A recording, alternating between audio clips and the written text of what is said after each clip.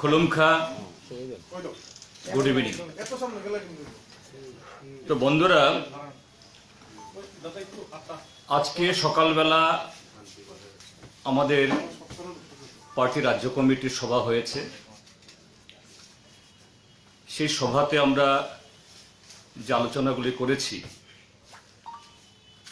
এবং সেখানে আগামী দিনের জন্য যে সমস্ত সিদ্ধান্ত গৃহীত হয়েছে, আন্দোলনের কর্মসূচি এবং আমাদের সাংগঠনিক কর্মসূচি, তা তুলে ধরার জন্য আপনাদেরকে আমি আহ্বান জানিয়েছি।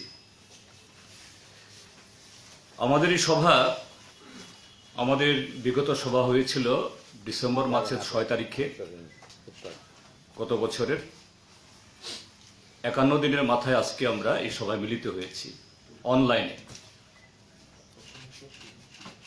অসুস্থ 4 জন আমাদের 82 জন সদস্যের মধ্যে, তারা বাদে বাকি 78 জন আমাদের রাজ্য কমিটির সদস্য, তারা অংশগ্রহণ করেছেন, আলোচনায় ভাগ নিয়েছেন এবং এই সিদ্ধান্তে তারা যুক্ত হয়েছেন। সভাতে আমরা বিস্তারিতভাবে না হলেও এই সময়েতে আমাদের দেশের গুরুত্বপূর্ণ যে কয়েকটি রাজনৈতিক ঘটনাবলী,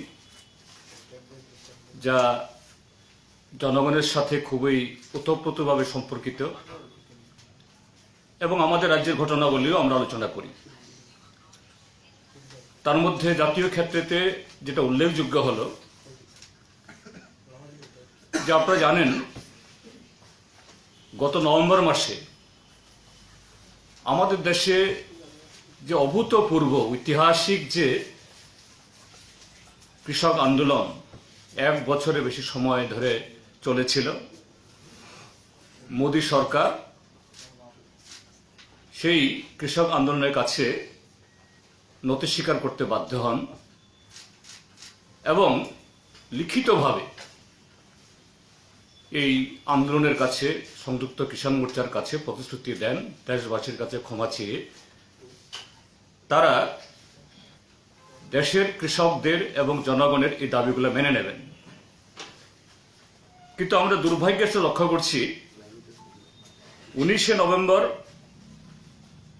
যে গুরু পূর্ণিমার দিনে তিনি সকালবেলা হঠাৎ যে দেশবাসীর সামনে প্রতিশ্রুতি রাখলেন, তার 70 দিন পেরিয়ে গেলেও যে 3টি কালো আইন পার্লামেন্টে এটাকে বাতিল করা ছাড়া বাকি প্রতিশ্রুতিগুলো তিনি পালন করেননি। তাদের যে সরকারি কমিটি করেছে, আজ পর্যন্ত একটা মিটিংও করেননি।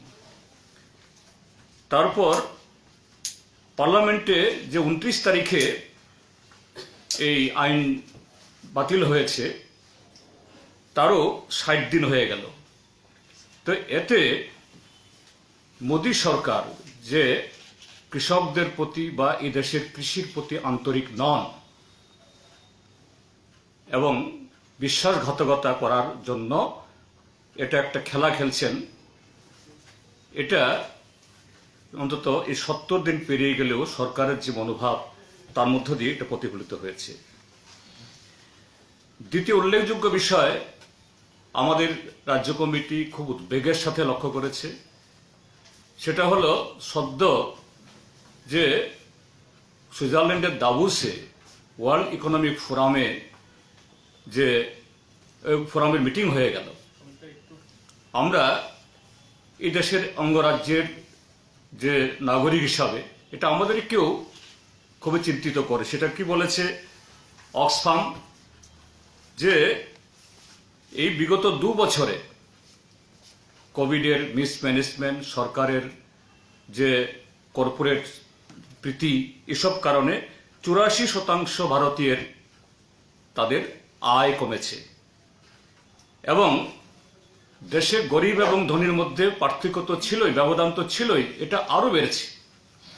সেই জায়গায় এই সময়েতে 42 জন ভারতীয় পুঁজিপতি, তারা বিলিয়নিয়ার ক্লাব অর্থাৎ $100 কোটি উপরে যাদের সম্পদ সে ক্লাবে নাম লিখিয়েছেন, আর অন্যদিকে যে এই দেশের মানুষ গরিব থেকে আরো গরিবতর হয়েছে।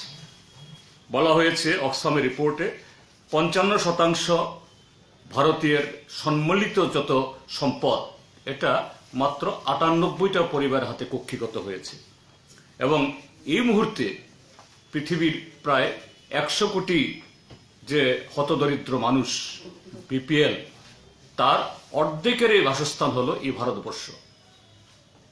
আমাদের দেশের মোদী সরকারের তাদের বদান্যতায়, এদের ভুল নীতির কারণে, এবং অতি সম্প্রতি আবার IMF ইন্টারন্যাশনাল মনিটারি ফান্ড তারা একটা ইঙ্গিত করেছে এবছর আমাদের আভ্যন্তরীণ গড় আয় জিডিপি এটা -9% হবে, অর্থাৎ আরো দারিদ্র, আরো মুদ্রাস্ফীতি, আরো দ্রব্যমূল্য বৃদ্ধি এদিকে দেশ যাচ্ছে।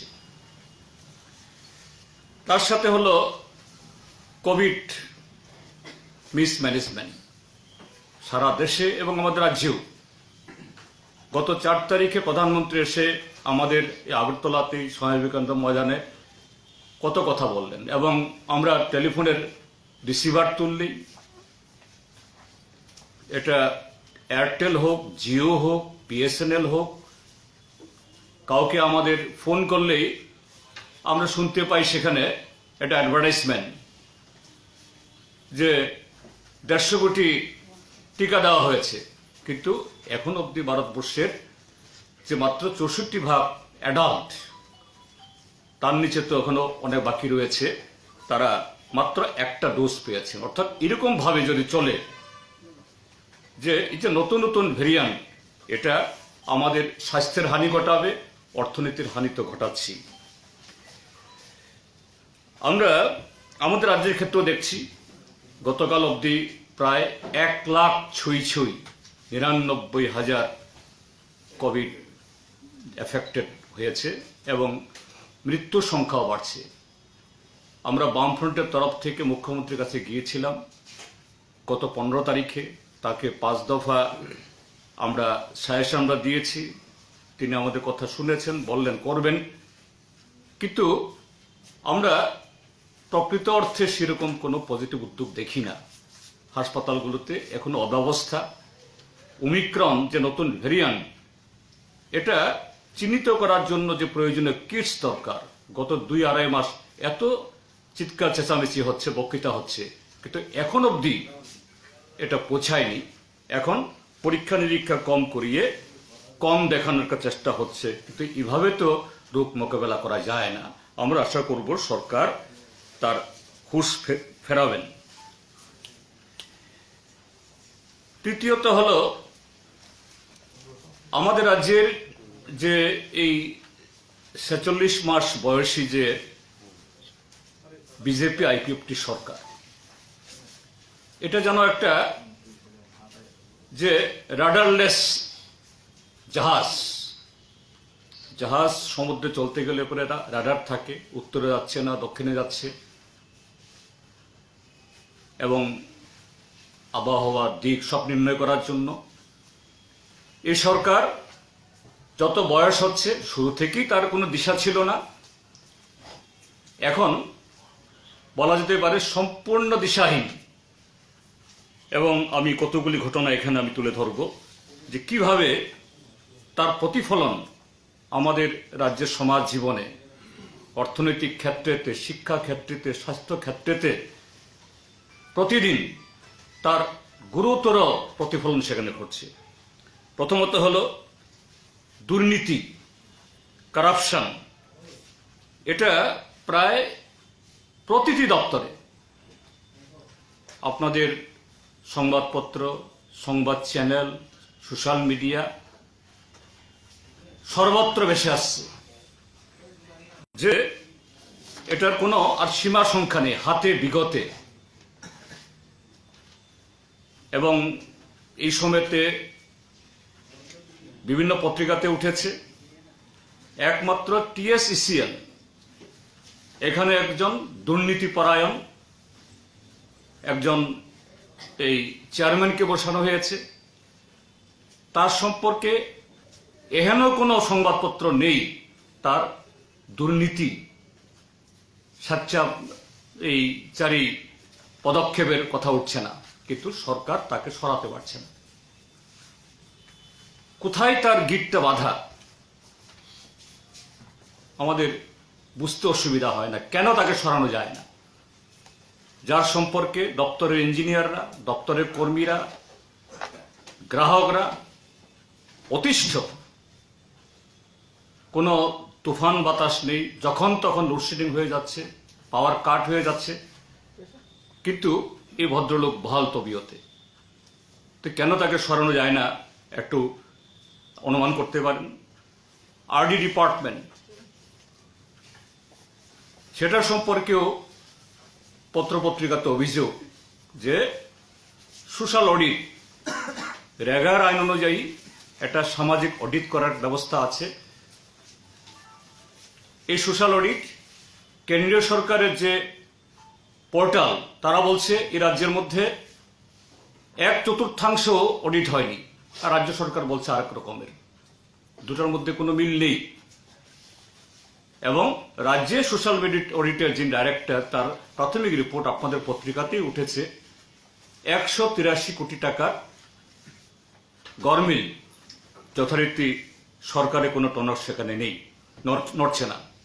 এরকম প্রায় সমস্ত দপ্তরে, স্বাস্থ্য, শিক্ষা, এমনকি এই স্বরাষ্ট্র, সমস্ত দপ্তরে প্রতিদিন একটা ব্লকের চিত্র ফুটে উঠছে। এবং দুর্ভাগ্যের হলো, যিনি এই দপ্তরের দায়িত্বে, রাজ্যের মাননীয় উপমুখ্যমন্ত্রীও সেই চরেলাম ব্লকের চিত্র ফুটে উঠছে। ওইদিকে ঋষ্যমুখ, জাম্পুই হিল, জাম্পুই জলা, প্রতিদিন। এবং কান পাতলে শোনা যাচ্ছে সোশ্যাল মিডিয়াতে, এই হাসি মস্করা হচ্ছে, ঠাট্টা হচ্ছে যে রাজ্যের কোনো কোনো দপ্তর এটা বাপ পুতের এই লুটের আখড়া, কোনো কোনো দপ্তর আবার ভাই ভাতিজার লুটের আখড়া, তাছাড়া মন্ডল ইত্যাদি ইত্যাদির সাথে তো সেখানে আছি।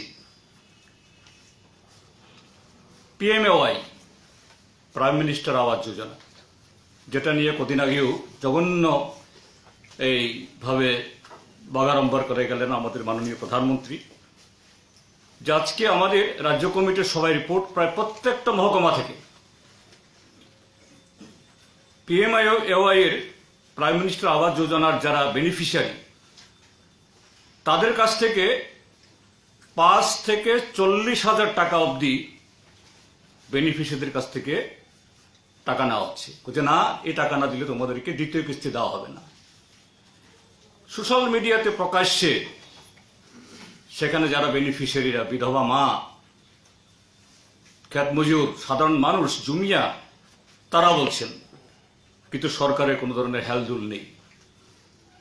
তো আমরা দাবি জানাচ্ছি, যারা এইভাবে প্রকাশ্যে এসে বলছেন, সরকার যদি সত্যি এই স্বচ্ছতার নানা রকমের দাবি তারা জানান, সেই সৎ সাহস থাকে, এই সমস্ত সোশ্যাল মিডিয়া এগুলি ফলো করার জন্য তারা অসংখ্য লোক সরকারের টাকায়, বিজেপির IT সেলের লোক তারা পালছেন।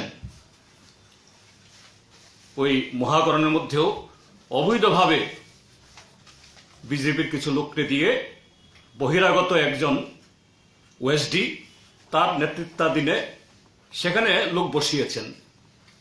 এই সমস্ত যে তথ্য দিচ্ছে যারা দুর্নীতির, এদের ক্লিপসগুলো এই অনুসরণ করে তদন্ত করুন, কারা এর সাথে যুক্ত, কারাই টাকা খাচ্ছে, কিভাবে এই প্রকল্প রূপায়িত হবে, এটা দেখুন।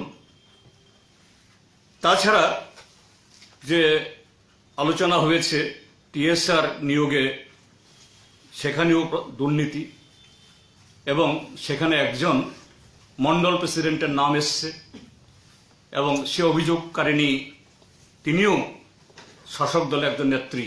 যথারীতি এই ক্ষেত্রেতেও কোনো ধরনের FIR নেই, কোনো ধরনের তদন্ত নেই। এবং শুধু তা না, যে যারা এই সরকারের অধীনে পার্ট টাইম বা ডিআরডব্লিউ চুক্তিবদ্ধ এরকম নানা কাজে যুক্ত আছেন, এরা বেতন পাচ্ছে না। বিশেষ করে আরডি ডিপার্টমেন্টে মাদ্রাসা কর্মীদের মধ্যে এই ঘটনাগুলি ঘটছে। তারপর যে সরকার বহু ডাকডোল পিটিয়ে বলছে আমরা ধান ক্রয় করছি, হ্যাঁ ভালো, কিন্তু কৃষকদের ধান উঠার পরেই কেনা উচিত। কারণ কৃষকরা তার ফসল তোলার পরে ঋণ করে তাকে সার কিনতে হয়, ওষুধ কিনতে হয়, ট্রাক্টর ভাড়া করতে হয়, অন্যান্য খরচাপাতি করতে হয়। ধান উঠে যাওয়ার পর যদি 2-3 মাস পরে যে ধান কেনে, তাহলে কৃষকরা সে বেনিফিট পায় না। এতে কি হয়েছে যে যেখানে যেখানে এই প্রকিউরমেন্ট সেন্টার করা হয়েছে সেখানে মিডলম্যান, ফরিয়া, তাদেরই দাবাদাবি। কৃষকরা, জমিয়ারা সরাসরি গিয়ে ধান বিক্রি করতে পারছেন না। এমনিতেই যে দাম দিচ্ছে এটা ঠিক সে উচিত মূল্য না, রেমুনারেটিভ প্রাইস না। তার উপরে হলো যে স্থানীয় বিজেপির কেউ কেটা তাকে দিয়ে তার নামে ধান বিক্রি করাতে হবে, অর্থাৎ মাঝখানে কিচ্ছু না করে এই বইফুল লোকগুলো সমস্ত এই সুযোগ সুবিধাগুলি হাতিয়ে নিচ্ছে। এই সময়তে আপনারা জানেন যে ডিসেম্বর মাসের মাঝামাঝিতেও অকাল বর্ষণ হয়েছিল, তখন ধান কাটা মাত্র শুরু হয়েছিল, কৃষকদের প্রচুর ক্ষতি হয়েছে। গত 2-3 দিন ধরে আবার বৃষ্টি হচ্ছে।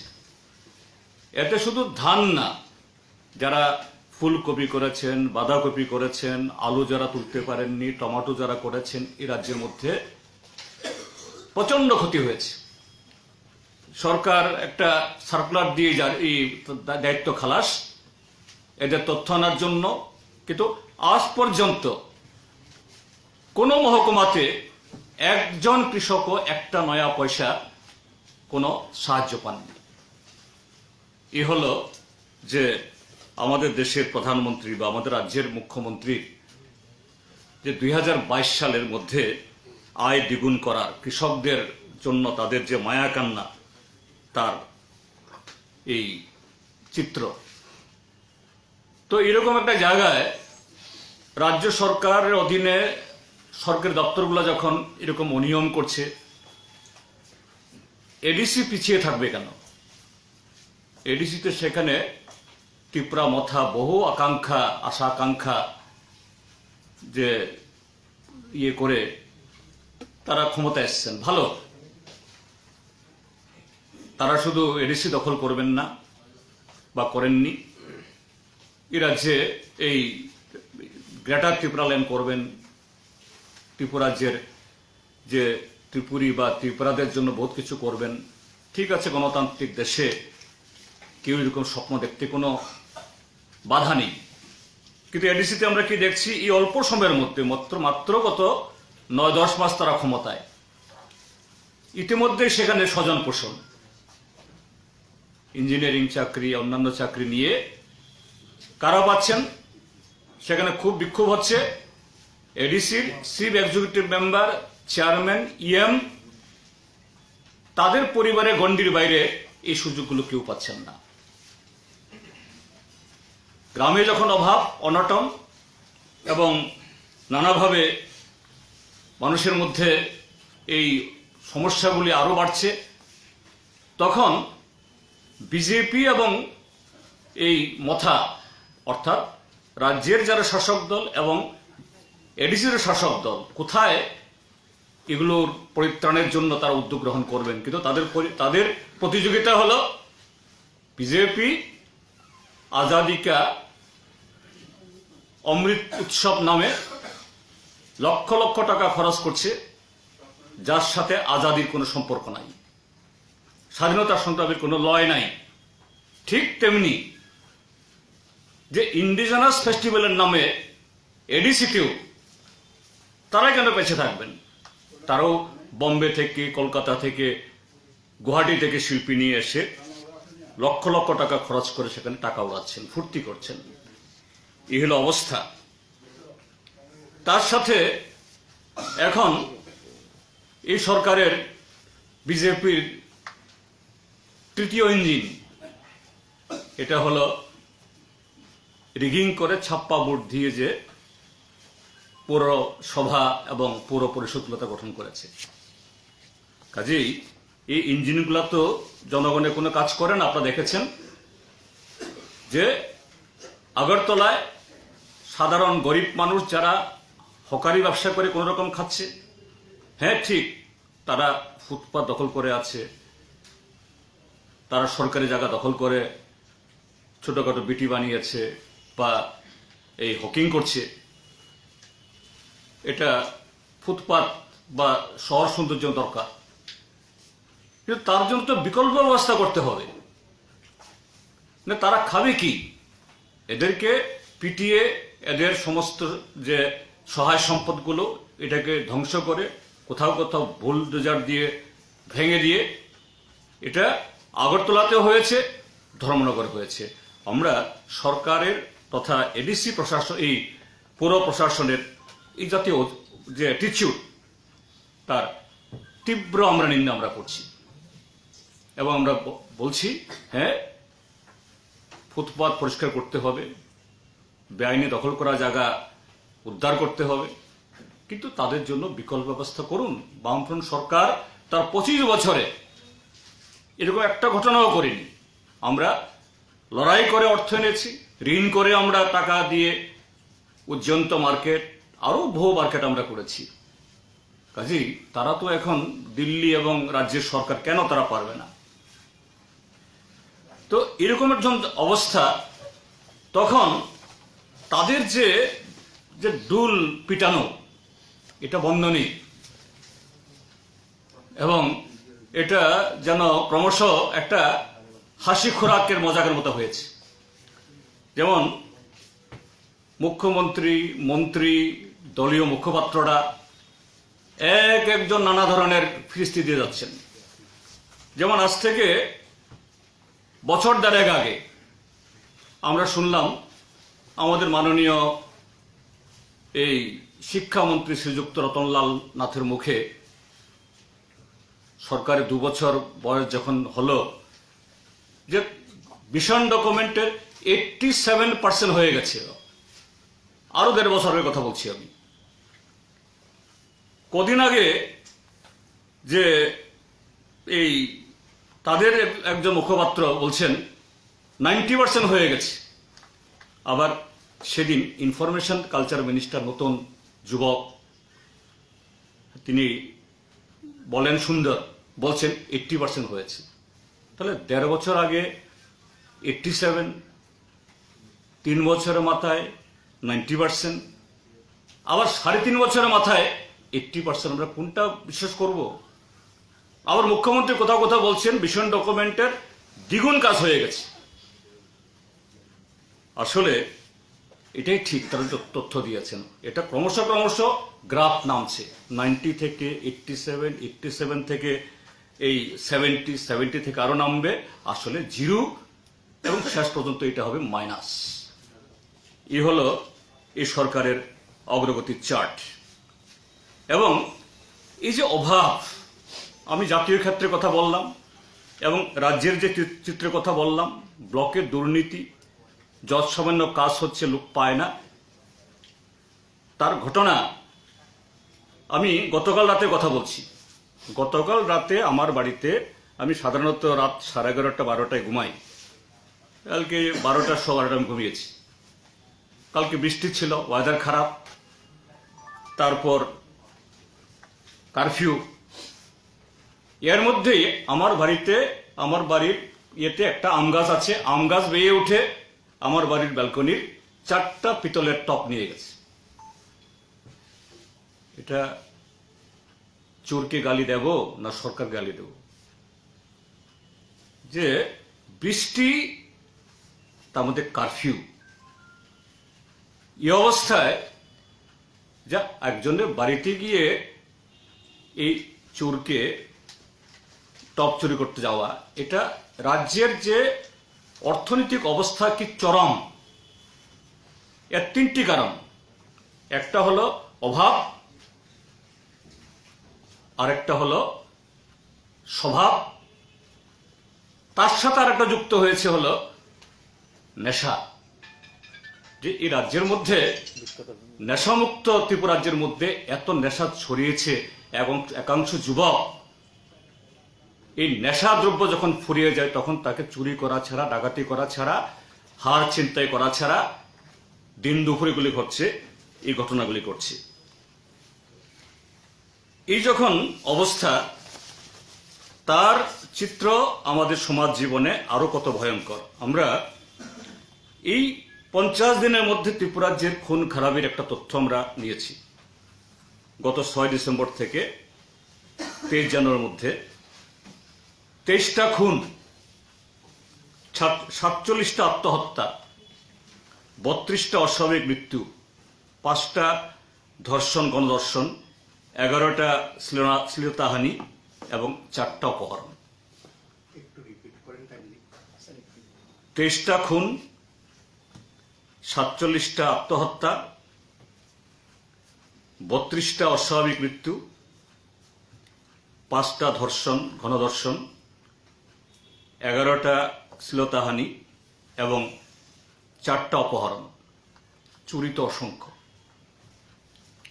এই জন্য চুরিধারী গণধর্ষণ অন্য সময় হয় না এরকম না, কিন্তু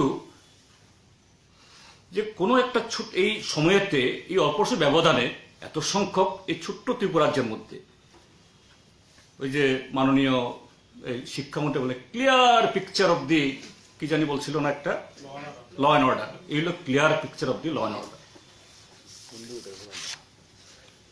তো এই জায়গায় হলো এই অবস্থা। তো স্বাভাবিক এই যখন অবস্থা, তখন ত্রিপুরা রাজ্যের মধ্যে যতই তারা চেষ্টা করুক,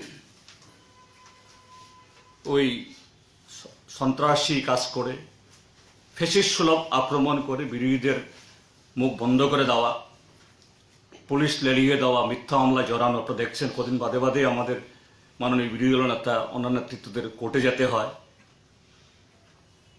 কোনো জনবিরোধী কাজ করার জন্য না, যে সরকারের অন্যায়ের প্রতিবাদ করার জন্য। কাজেই এটা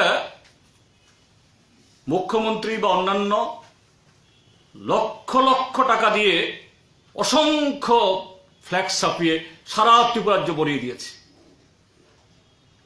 এই সরকারের এই 45-46 মাসে শুধু ফ্ল্যাগ ছাপানোতে, বিজ্ঞাপনে যত টাকা খরচ করেছে, আমার মনে হয় তা দিয়ে যদি উন্নয়নমূলক কাজ করলে অনেক কাজ করা যেত। কিন্তু এতে কি সরকারের এই ব্যর্থতা ঢাকা যাচ্ছে না।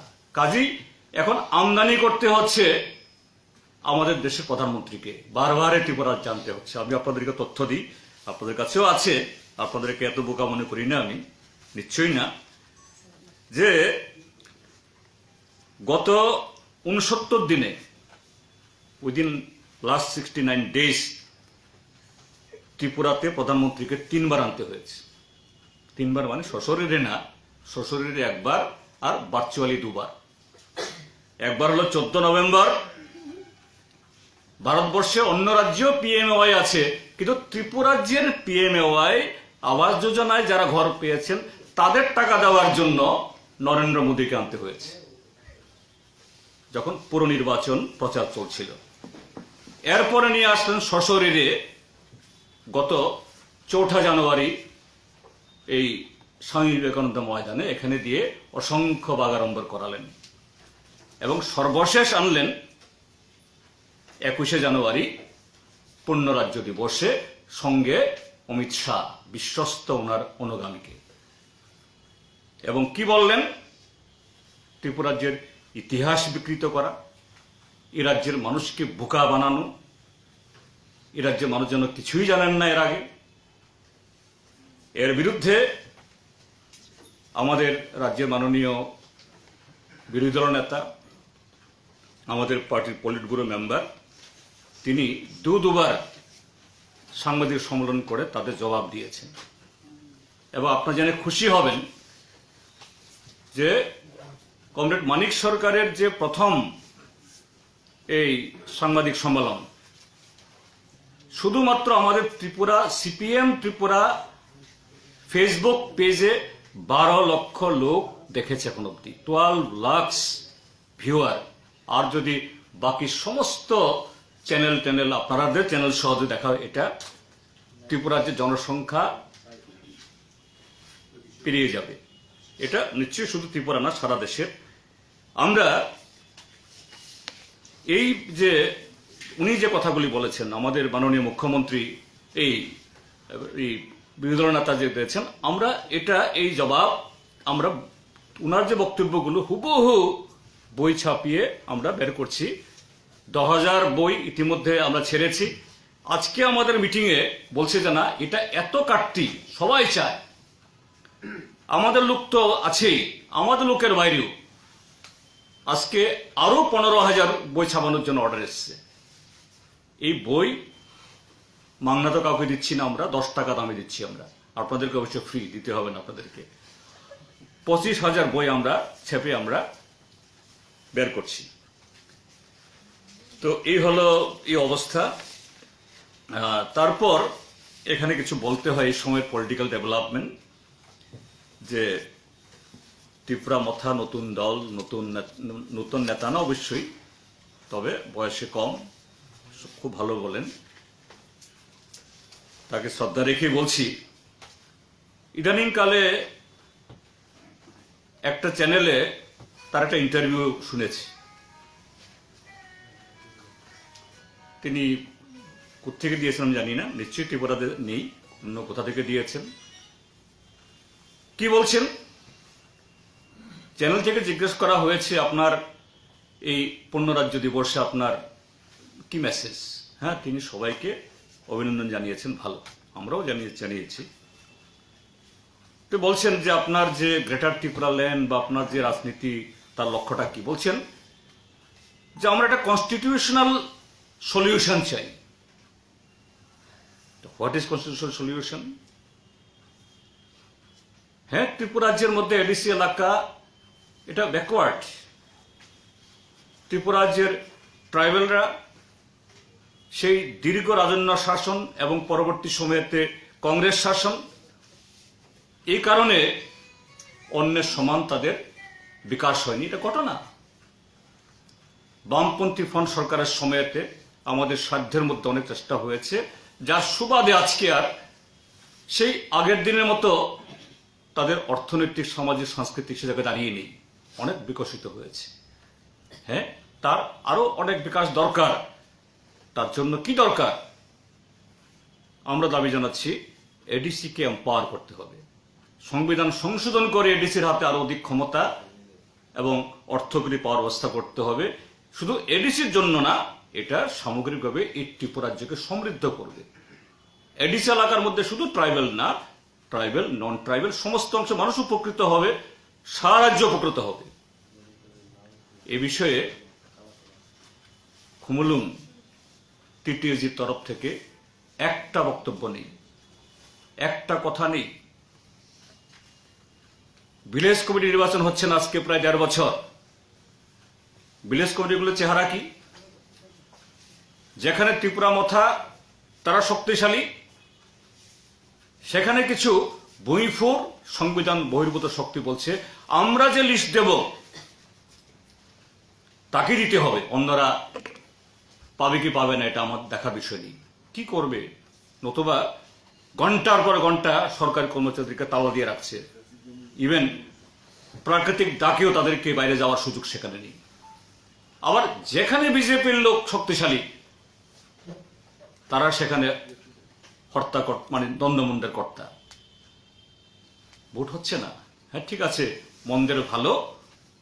বিগত এডিসির অধিবেশন থেকে ভিলেজ কমিটি নির্বাচনের জন্য একটা রেজুলেশন নেওয়া হয়েছে, কিন্তু আমাদের বক্তব্য হলো ত্রিপুরা মথা তাদের দাবি গণতান্ত্রিকভাবে তারা করতেই পারেন। গ্রেটার ত্রিপুরা ল্যান্ড বা দি গ্রেটার ত্রিপুরা ল্যান্ড, দিল্লি অবধি যেতে পারেন, কিন্তু কেন ভিলেজ কমিটি নির্বাচনের জন্য মুখ্যমন্ত্রীর কাছে এটা প্রশ্ন দিতে পারেন না? আগরতলা শহরে একটা জমায়েত করতে পারেন না?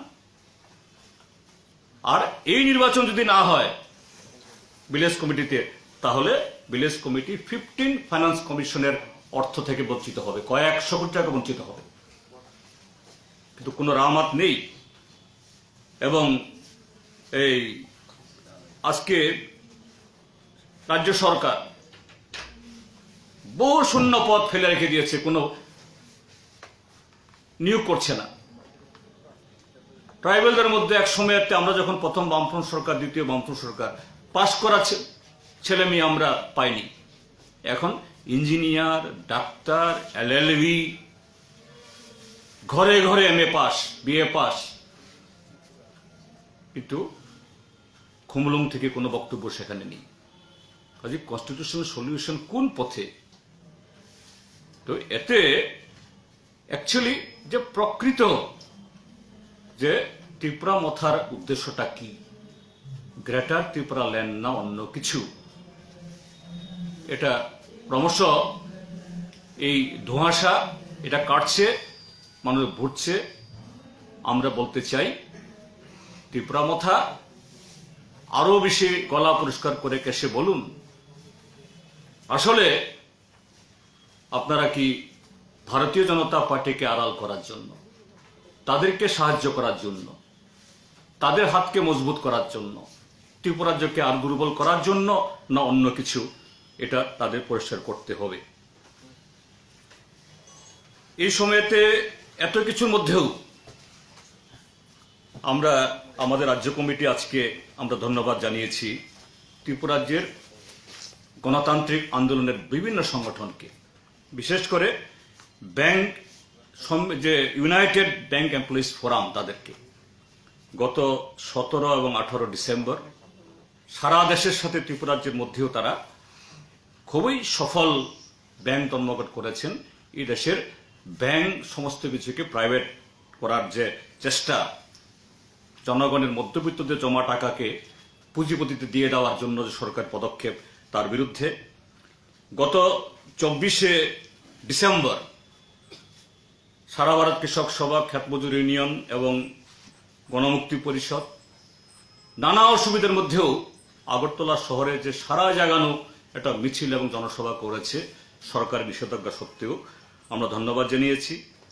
তার সাথে joint forum of movement for education, যারা শিক্ষা বাঁচাও ভবিষ্যৎ বাঁচাও এই দাবিতে ভারতের ছাত্র ফেডারেশন, ট্রাইবাল স্টুডেন্ট ইউনিয়ন এবং শিক্ষক, কর্মচারী, শিক্ষাবিদদের সংগঠন, তারা এই সরকার যে স্কুলগুলো শিক্ষাকে যে বেসরকারি তুলে দেওয়ার জন্য যে ইয়ে করেছে, তার বিরুদ্ধে লড়াই করেছে, আমরা তাদেরকে ধন্যবাদ জানাই। তার সাথে বিভিন্ন জায়গাতে শাসক দলের সন্ত্রাস, চাপ, এগুলাকে এই মোকাবেলা করে যারা গণতন্ত্র পুনরুদ্ধার সংগ্রাম করছেন, তাদেরকে আমরা অভিনন্দন জানাই।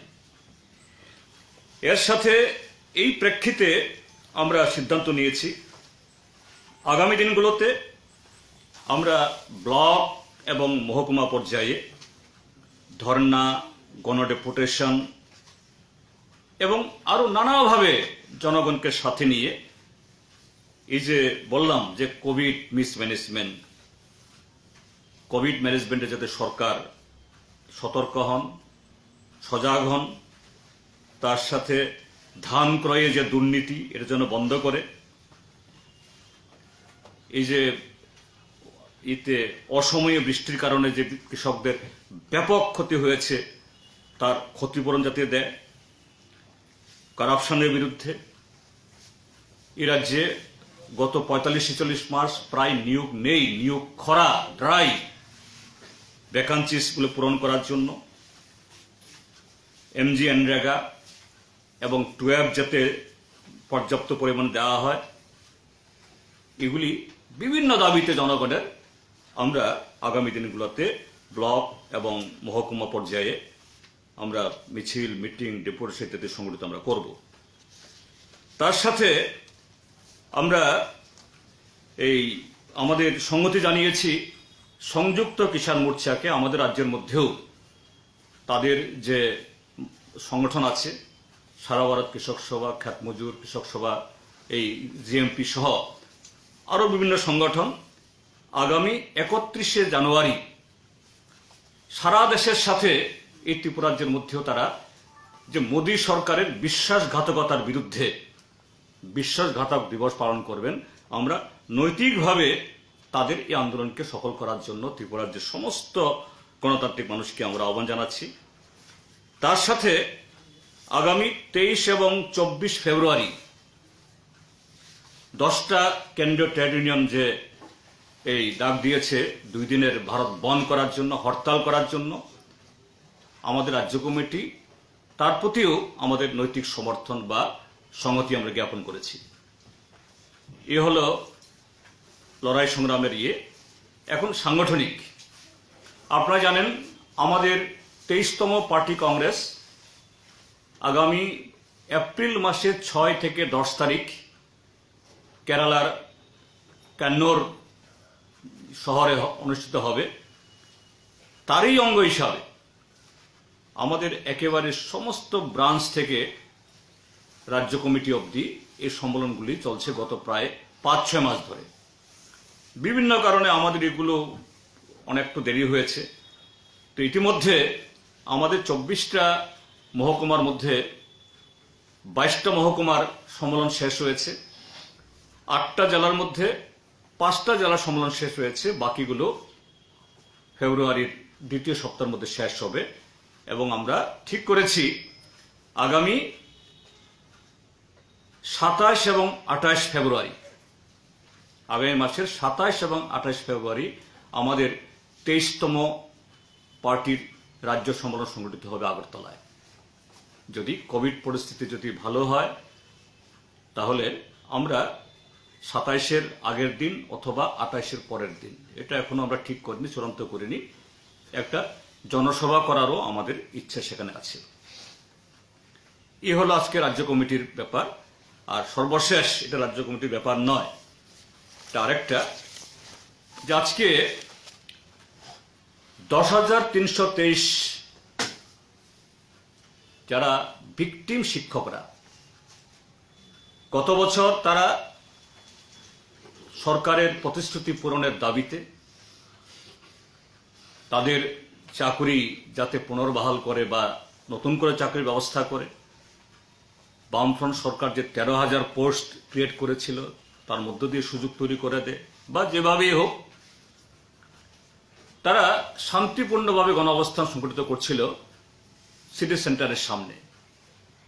এরকম শীতের একটা ভোরে অমানসিকভাবে ফ্যাসিস্ট সুলভ কায়দায় পুলিশ লেলিয়ে দিয়ে ঘুমিয়ে থাকা অবস্থায় শিক্ষক শিক্ষিকা, তাদের বাচ্চারাও ছিল, এদের কম্বল কাপড় চোপড় কেড়ে নিয়ে এদেরকে শুধু তুলে দেয় না, এদেরকে লাঠি পেটা করে রক্তাক্ত করে তাদের এই গণতান্ত্রিক আন্দোলনকে দমন করে।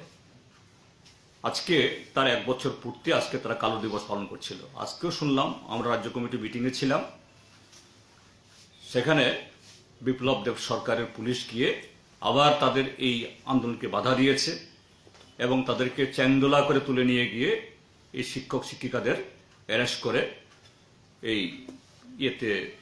বাধাঘাটে নিয়ে গেছে। ছেড়েছে কিনা আমি জানি না। আমরা আমাদের পার্টির তরফ থেকে সরকারের এই ভূমিকাকে আমরা নিন্দা করি, নিন্দা জানাই এবং আমাদের পার্টির তরফ থেকে এই দাবি জানাই যে এটা বিপ্লব দেব সরকারের তথা বিজেপি সরকারের প্রতিশ্রুতি। এখন আসামের যিনি মুখ্যমন্ত্রী, তিনি এসে বলেছিলেন যে তাদের ন্যায় দিলায়েগা। কোথায় সেই ন্যায়? কোথায় সেই তাদের প্রতি সহানুভূতি? এটা না করে আজকে এদের বিরুদ্ধে চরম ফ্যাসিস্ট সুলভ চালাচ্ছে। এটা নিশ্চয়ই ত্রিপুরাজ্যের কোনো অংশের গণতান্ত্রিক মানুষ এই ভূমিকাকে কেউ যে গ্রহণ করবে না। এই হলো মোটামুটিভাবে আমাদের আজকে রাজ্য কমিটির মিটিংয়ের যে মূল কথাগুলো। যদি আপনাদের জানার কিছু থাকে জিজ্ঞেস করতে পারেন। জিতেন্দ্রবাবু, বৈঠকে 23-এর নির্বাচনী সংক্রান্ত কোনো বিষয়ের অনকৌশল বা আলোচনা? না, এরকম, কারণ আমি যা বলেছি এটাই, 23 নিশ্চয়ই 23 হোক, শুধু 23 কেন 24, আমরা যেহেতু একটা রাজনৈতিক দল, আমাদের এটা মোকাবেলা করতেই হবে। কাজে এটা মোকাবেলা করতে গেলে পরে যে ধরনের সংগঠন দরকার, পার্টিকে এবং তার যে র্যাঙ্ককে যেভাবে সজাগ করা দরকার, এটা তো এই কথাগুলি বললাম যে না, যে রাজনৈতিকভাবে সংগঠন যেমন মজবুত করতে হবে এবং সচেতনতা বৃদ্ধি করতে হবে, তাহলে শত্রু যতই ষড়যন্ত্র করুক এটা মোকাবেলা করা অসম্ভব কিছুই না। Anything else? কেউ আর? 27 ফেব্রুয়ারিতে কে আসছে? না, এখনো ঠিক হয়নি। আজকে মাত্র যেহেতু তারিখ হয়েছে, আমরা যোগাযোগ করব, বলবো সময়ে। 5 রাজ্যে নির্বাচনের পর নির্বাচনকে ত্রিপুরার যে নির্বাচন বা অন্য বিধানসভা নির্বাচনে এগিয়ে নিয়ে আসার বিষয়ে চর্চা শুরু হয়েছে। যদি কোনো কারণে এরকম হয়, হ্যাঁ, নিশ্চয়ই অবস্থা যেরকম আমাদের উদ্যোগও সেরকম থাকবে। আমরা যে একটা সক্রিয় রাজনৈতিক দল, কাজেই আমাদের সামনে অনুকূল পরিস্থিতি বা প্রতিকূল পরিস্থিতি যাই থাক না কেন, এটা যে দায়িত্বশীল রাজনৈতিক দল হিসাবে জাতীয় এবং রাজ্যের সমস্ত পরিস্থিতিতে আমাদের সাধ্যমতো আমাদের যে প্রতিক্রিয়া দেওয়ার বা ভূমিকা নেওয়ার আমরা নেব অবশ্যই। সিপিএম নেতৃত্ব ভাববেন কি আগে নির্বাচন হলে প্রস্তুত? হ্যাঁ, নিশ্চয়ই। অপ্রস্তুত হওয়ার তো কোনো কারণ নেই। যেভাবে কর্মসূচি চলছে সেই জন্য বলছিলাম। আচ্ছা আচ্ছা। আর কোন বন্ধু? 27 ফেব্রুয়ারির আগে পশ্চিমবঙ্গের যে নির্ধারিত সম্মেলন ছিল, সেখানে সেন্ট্রাল কমিটির কয়েকটি বিধি নিয়ম মানা হয়েছে এবং সর্বশেষ প্লেনামের কিছু নীতিও মানা হয়েছে। ত্রিপুরা ক্ষেত্রে কোন কোন নীতি মানা হবে? বয়স না, এগুলি এটা কতগুলি ফ্লেক্সিবিলিটি আছে। একটা হলো সেন্ট্রাল কমিটির জন্য করেছে, আর কতগুলো হলো রাজ্যগুলো তাদের নিজস্ব পরিস্থিতিতে তারা সেরকম ভাবে কমিটি গঠন করার ক্ষেত্রেতে, অর্থাৎ বয়স বা একজন কয়টা টার্মে থাকবেন, এটা রাজ্যগুলোর উপরে স্বাধীনতা দেওয়া হয়েছে। আমরা আমাদের মতো আমরা করছি। 82-তে বেশি হবে না কম হবে? না, এটা তো কম হবেই। 82 থেকে তো সবখানি কমছে। যেমন আমাদের রাজ্য কমিটিও ছোট হবে এখন আগামী দিন, এটা ঠিক হবে আগামী রাজ্য কমিটির সভাতে। জিতেন্দ্রবাবু, দলে নতুন মুখদের সেরকম ভাবে সামনে দেখা যাচ্ছে না বা কেন? সেরকম চেনা? কেন আমাদের এবার যে এই 24টা মহকুমার মধ্যে 22টা যে হয়ে গেল, তার মধ্যে 6 জন সেক্রেটারি পরিবর্তন হয়েছে। তো 22 জনের মধ্যে 6 জন, তোমার 6 জন মানে তো মোর দেন 25%। এটা যে কোনো দলের পক্ষে এটা এক ধরনের প্রায় রেডিক্যাল ডিসিশনের মতোই, এটা কম কথা নয়। এবং বহু নতুন মুখ, নতুন চেহারা এসছে এবার কমিটিগুলোতে। আগামী নির্বাচনে সিপিএম নেতৃত্বে যদি বামফ্রন্ট যদি ক্ষমতাসীন হয়, তাহলে কি মুখ্যমন্ত্রী পাল্টাবে? ওটা তো নির্বাচন আসুক না, এত তাড়াতাড়ি কেন?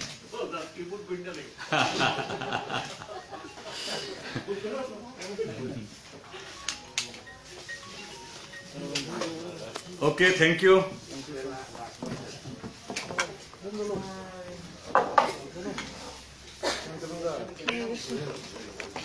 হরে কৃষ্ণ। নেই? হ্যাঁ, টাকা দিয়ে লাগতো না। আচ্ছা। আবার তো